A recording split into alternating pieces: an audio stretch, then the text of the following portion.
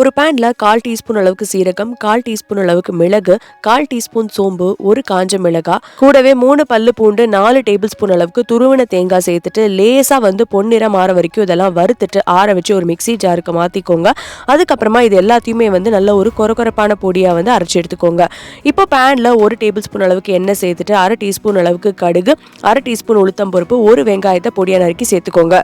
இப்போ இது எல்லாத்தையுமே நல்லா பொன்னிறம் ஆற வரைக்கும் வதக்கிக்கோங்க. அடுத்து பீட்ரூட் ஒரு 1/4 கிலோ போல எடுத்து அதை நல்லா பொடியா நறுக்கிட்டு அதையும் உள்ள சேர்த்துட்டு இப்போ எல்லாத்தையும் நல்லா கலந்துட்டு தேவையான அளவுக்கு உப்பு சேர்த்துட்டு ஒரு டம்ளர் அளவுக்கு தண்ணி சேர்த்துட்டு இதை ஒரு மூடி போட்டு 10லேருந்து 15 நிமிஷம் போல லோ ஃப்ளேம்ல வேக வச்சு எடுத்துக்கோங்க.